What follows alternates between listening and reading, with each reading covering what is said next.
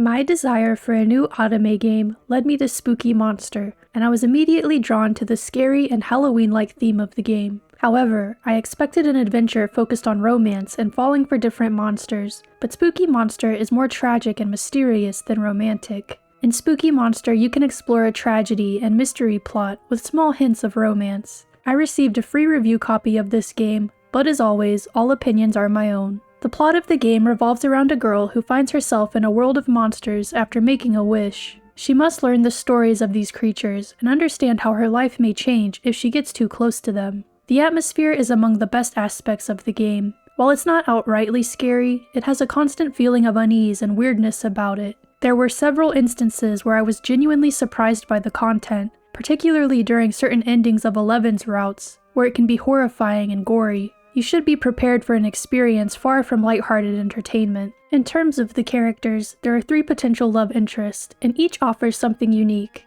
Personally, Cyril was my favorite. I am partial towards vampires in general, but his route was interesting because it dealt with the struggles of being a vampire. I found his endings to be rewarding and satisfying. My least favorite character would have to be 11. This character is quite the yandere. He's childish and mentally unstable, which may be appealing to some. However, his routes tend to be darker and even a bit uncomfortable. Then there's the mysterious ghost who can't remember his name or past. I liked getting to know him better, and I enjoyed his ending a lot. I really wish the demon Osbert was a romanceable character. After all, he's the one who pulled you into this mysterious world. The plot was engaging throughout the story. I even finished all 6 endings in one session, which took me about 3 hours. They are all different and very meaningful, and I really suggest experiencing them all, as they provide insights into the characters and setting of the game. As for gameplay, the game is a straightforward visual novel, with an option to pick locations on a map. This is where the majority of gameplay mechanics take place.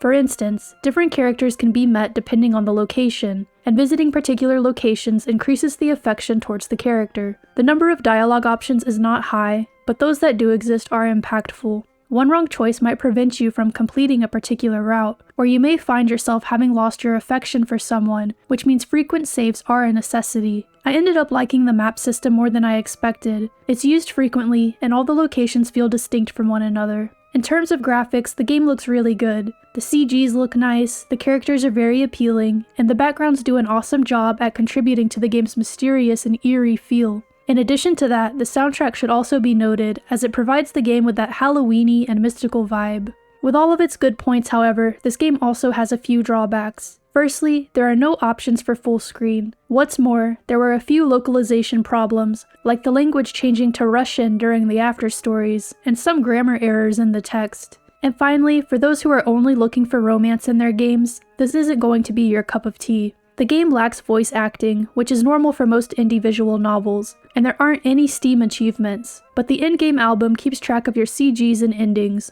which can help if you want to achieve 100%. Overall, Spooky Monster is a short but enjoyable and memorable experience. I'd recommend it more for otome or visual novel fans who enjoy darker, more tragic stories rather than pure romance. If you're looking for something quick, atmospheric, and a little unsettling, this is definitely worth checking out. If you want to play it for yourself, you can get it on Steam for around $6, and note that it's meant to be played with mouse and keyboard. Also, the developers say that AI was used in the game for one image, to insert text into the game script, and to check the grammar in scripts. If you like the video, press the like. If you want to see more of me, subscribe. I cover cozy games, RPGs, and visual novels. Bye guys!